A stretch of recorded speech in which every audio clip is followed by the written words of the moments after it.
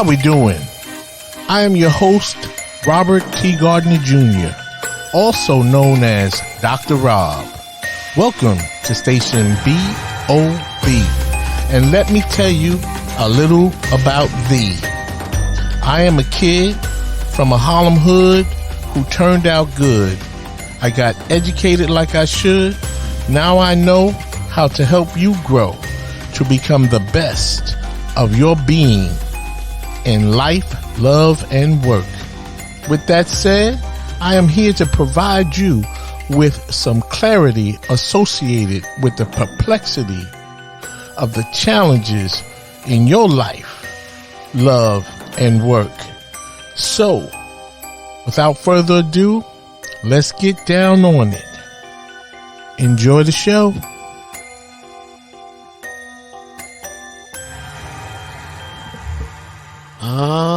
Yes. Welcome once again, my friend, to Station BOB, where you listen to learn how to become the best of your being in life, love, and work. And of course, I am your host, Dr. Rob. And as always, I am filled with joy, enthusiasm, and energy to bring you yet another podcast. And yes, this is podcast number 50. What say you to that?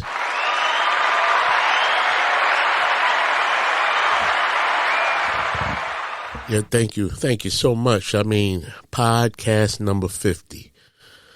As I said before, my last podcast, when I first got into this business, I had no idea that I would be able to keep it going.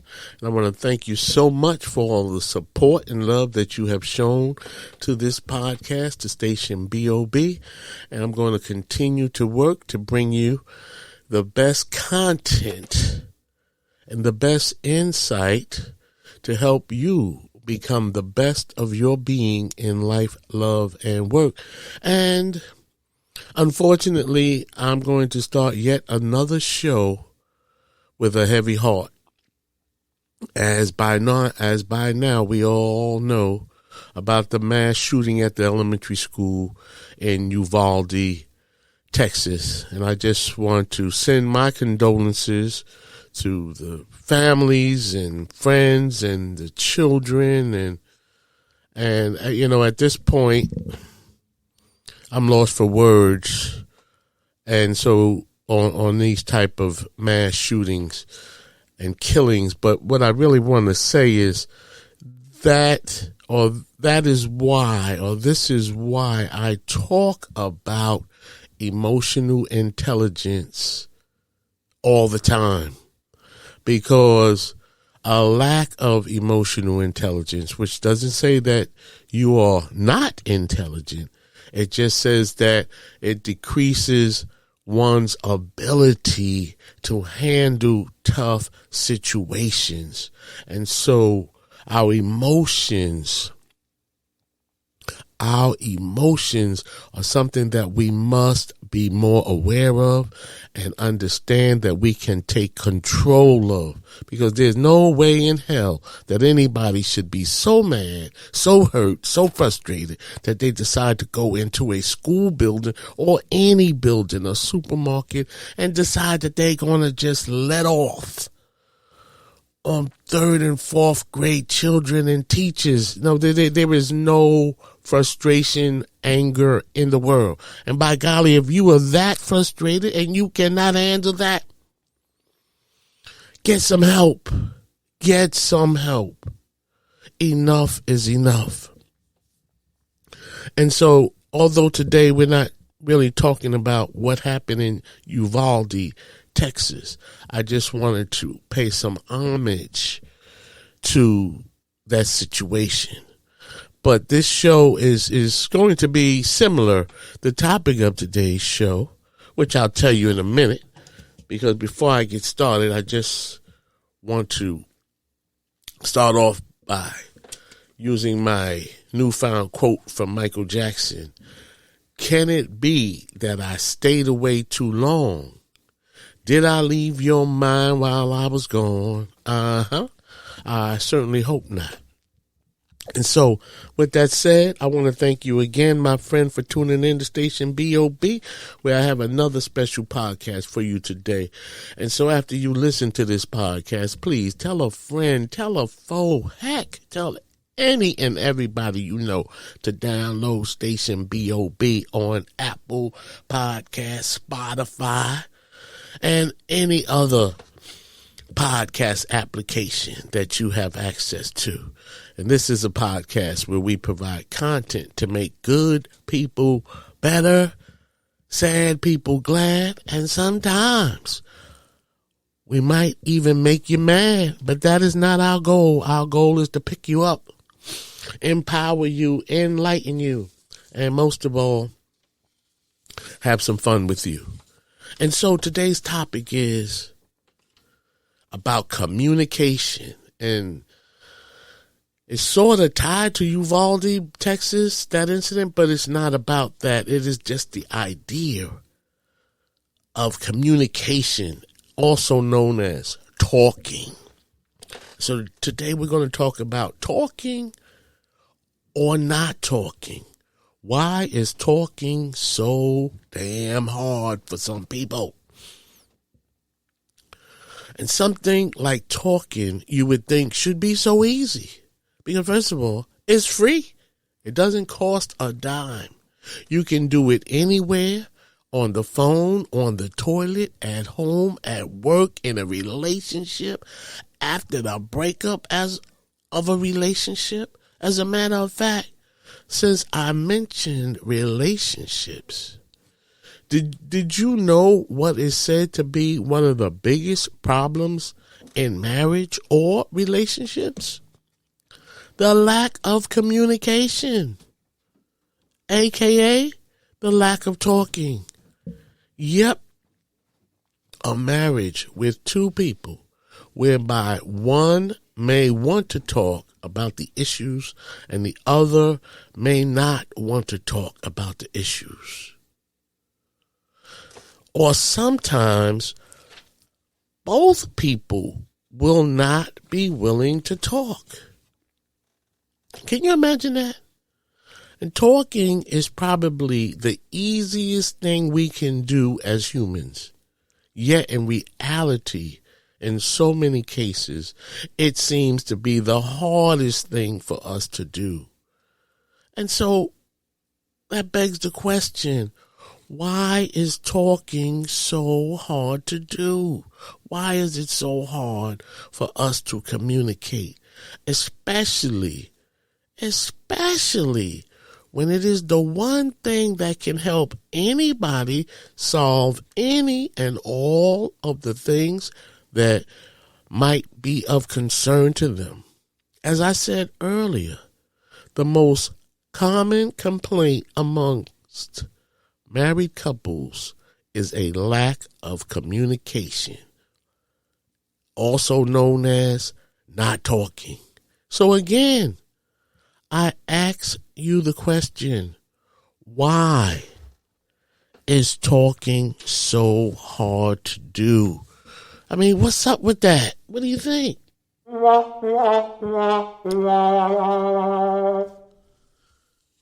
That's what I say. Womp, womp, womp, womp. You know, my research shows that there are many reasons that why people don't communicate. So I'm just going to share a few of them with you, and let's see what you think about that. One of the reasons, that people don't communicate is that we are not all the same. Okay, I understand that. Different men, women, different races, different cultures, different sizes, different attitudes, different perspectives. So we are not all the same. What one person may deem as something easy to do might be difficult for someone else.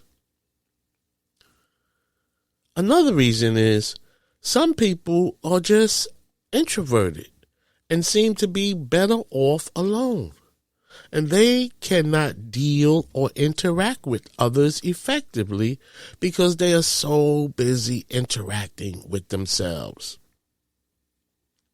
Well, if that's the case, then why did that person approach me or you about being in a relationship?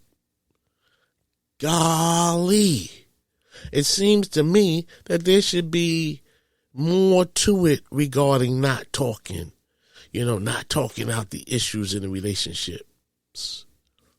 And yet there is another perspective for the lack of communication, which is the fear of rejection. Now, what about that? The fear of rejection, and you're in a relationship with your husband or wife and you have a fear of being rejected? Now, I'm not sure what rejection has to do with talking with your partner, your spouse, your boyfriend, your girlfriend, or your significant other to resolve some issues. Either we are going to agree or disagree, which is a normal, everyday type of thing. Now, the next reason the research shows that people may not talk is because, now this is a big one, and I can certainly understand this reason. Some people may have been raised that way in their respective families, where they may not have been allowed to have much of a say in anything as children or as teenagers or even as young adults. Sometimes this could be a cultural thing. And so if you're brought up in a family where your voice is not important, where you have not been allowed to have much of a say in anything and share your feelings or your thoughts about any situation, or perhaps whenever, these individuals may have tried to share their thoughts, they were cut off, told to shut up. Shut up! That's terrible. Or judged by their family members in a bad way. So now you fast forward 10, 15 years later, they're married, and they can't find their way out of a paper bag in terms of communication. And this can be a trauma-like experience for those individuals. And this would have led to their not wanting to communicate or talk about their thoughts and feelings. This is why we have to get to know these people up front before we start falling in love, having sex and being intimate. And then we love a person that finds it to be an arduous task to communicate, to share their feelings and thoughts. Because this can be very serious. And it would be difficult for you to have a high expectation for this person to talk to you about trying to resolve some issues in your relationship, because they don't talk. They were not raised to talk. As I said, often they probably were shut down and not allowed to express their feelings. By golly, then perhaps they should have told you before you fell in love with them, right? I mean, what do you think? And so it usually does not happen that way, where we can find out. But no, this is what I want to say, is that we can find out in the early stages of our relationships if your partner is a willing communicator or not. Yeah, it's a good idea. It's definitely a good idea. What do you think? Do you think it's a good idea to find out early on about whether or not your partner is a willing and wanting communicator? What do you think?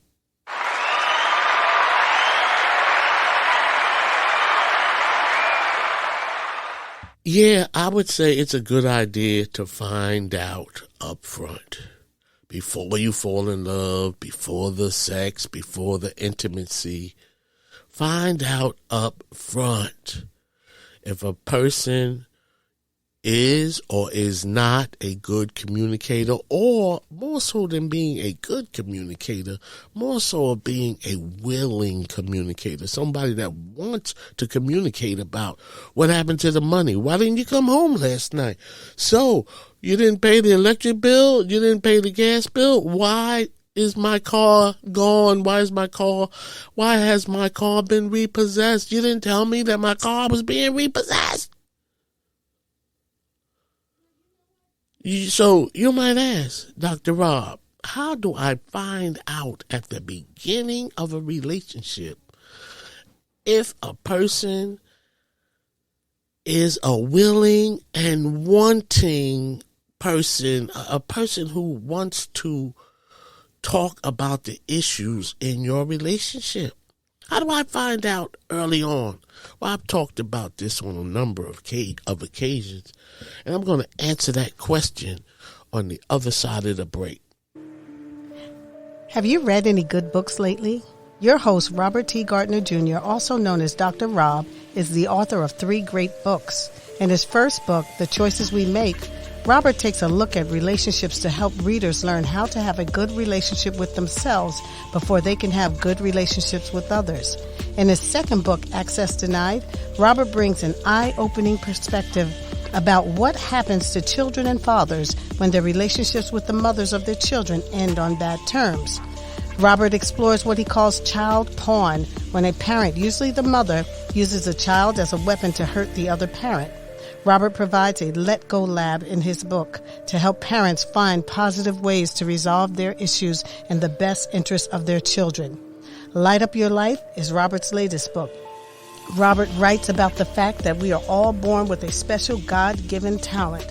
Even though we are all born with a special talent, most of us miss our true calling.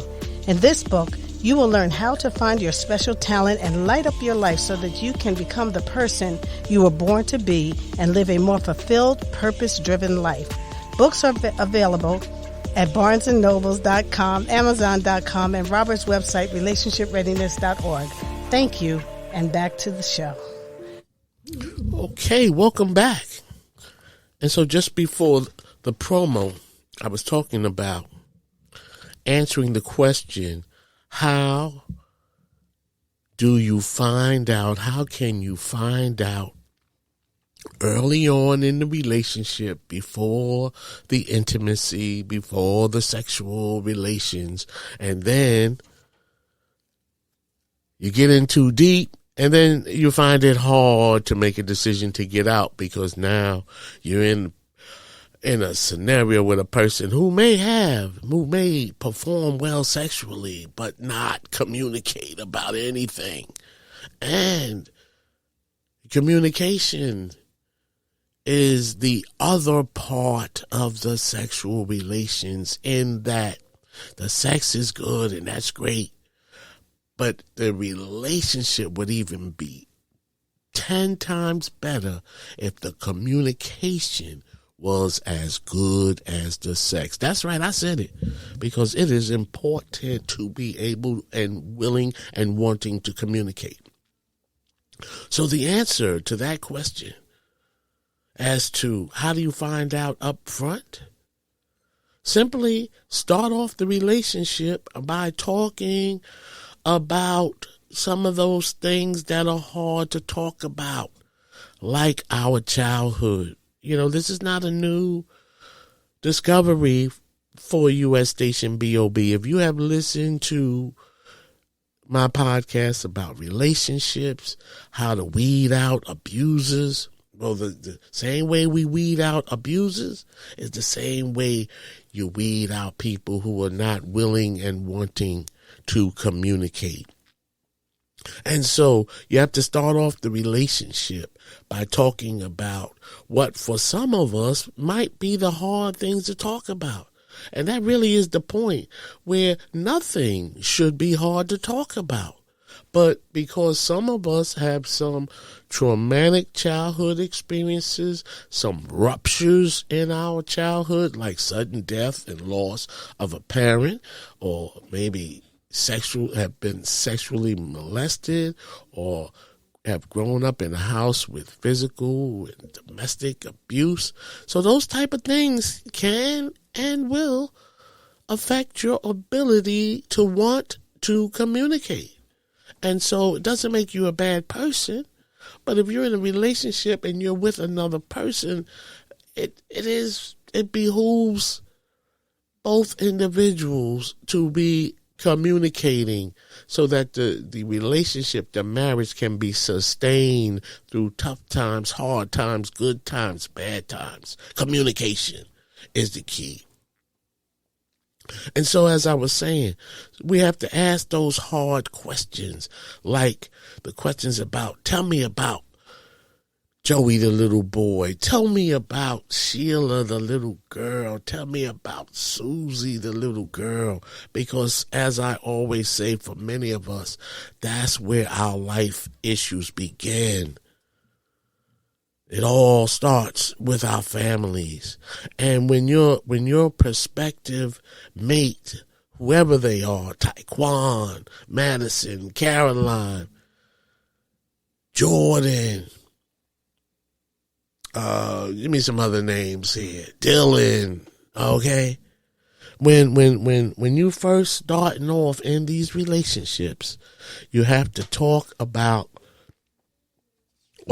with your mate, and your mate should talk with you about tell me about your life as a little boy. Tell me about Madison, the little girl. You see, because for many of us, as I said a minute ago, that is where the difficult life experiences began in our childhoods.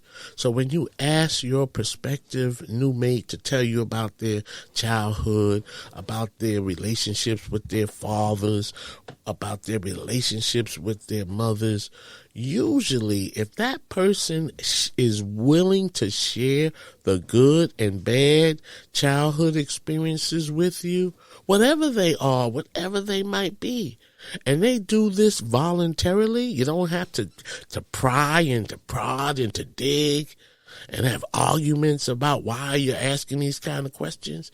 If that person is a wanting and willing and voluntarily communicating, then more than likely you are dating a person who would be an effective and open communicator. Even, and they even might not be inclined to be an abusive person. Their open communication is a good sign that that person is not preoccupied with hiding from their past and the pain it brings them. Especially, see, the pain is reinvigorated when we talk about it because it's a reminder. And if that person hasn't, dealt with those issues or overcome them because they have been resilient, then more than likely, that person would not be a good communicator. But in the example that I just provided, it's more than likely that a willing communicator about their past, the good, the bad, the ugly, that person is more inclined to be an open and willing communicator. As I said, the bad and the bad, the good and the bad of most of their impactful experiences is a good thing. A person who can talk about those kind of things, and a sign of a person who is willing to talk with you. Now, although that person may not look like your ideal, man, he might not be 6'3", slender, muscle bound, and all of those things, or pretty, long hair, shapely, and all those things that we imagine, or some of us imagine how we want the love of our lives, our soulmates to look.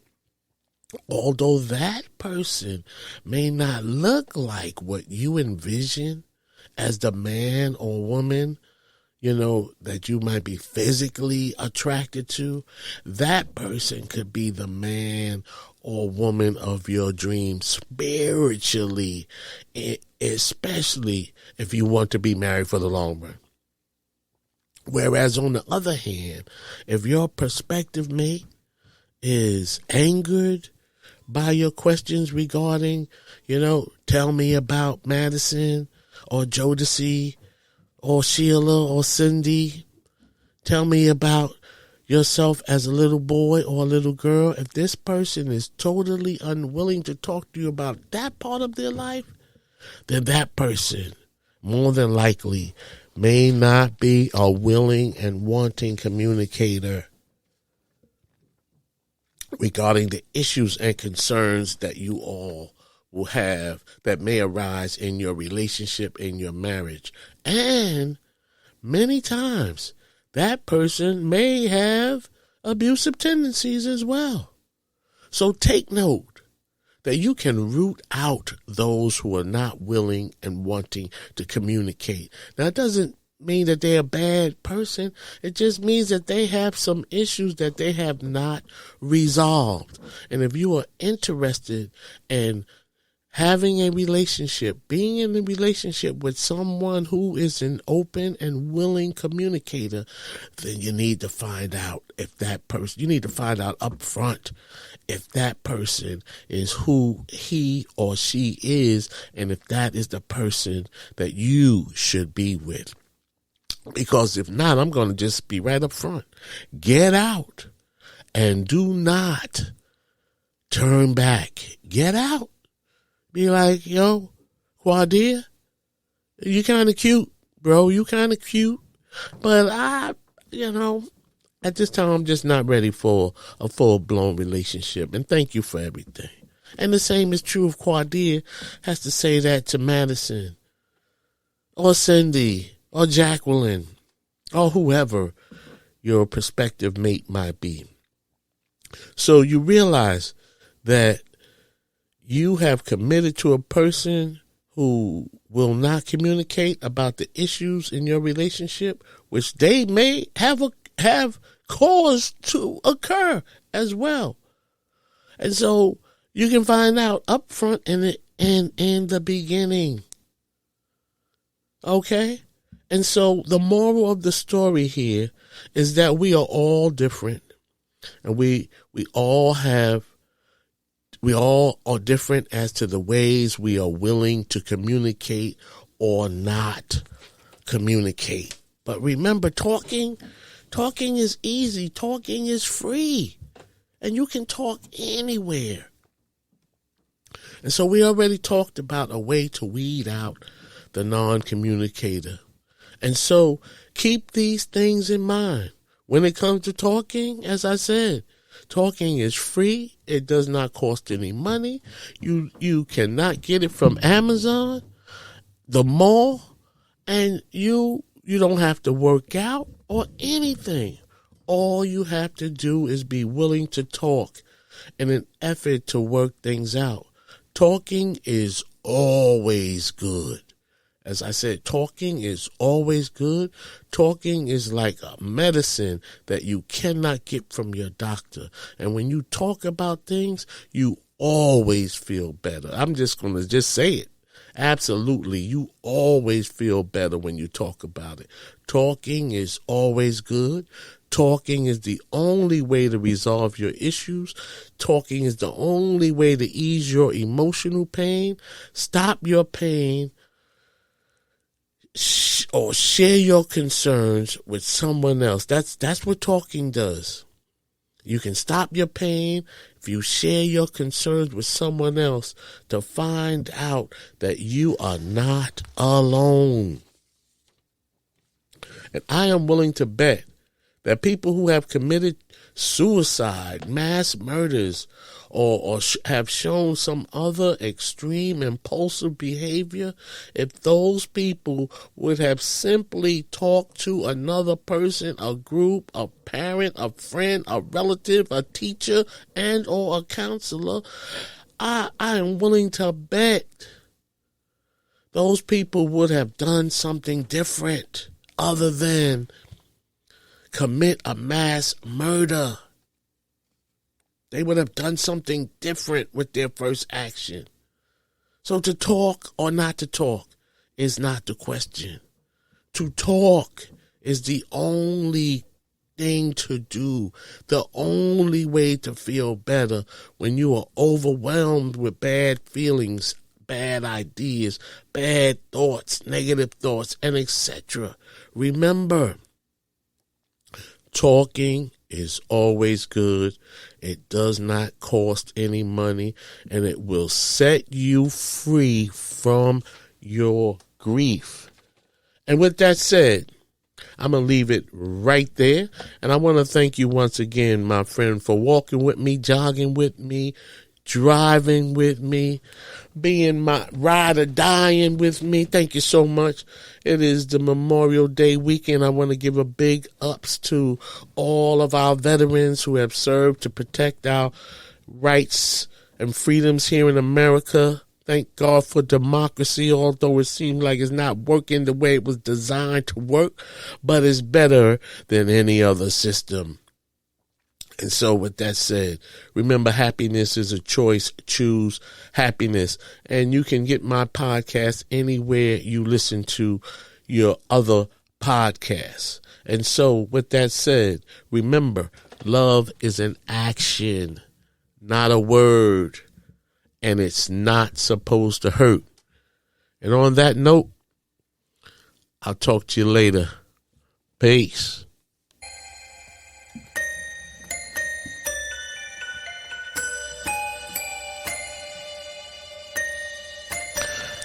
As we wrap up this show, I hope this topic helped you to grow. And now you know a little bit more than you knew before. If you have any questions about this topic, please email me at changeagentrtg@gmail.com. See my website, relationshipreadiness.org, to learn more about my counseling, consulting, and educational programs related to life, love, and work.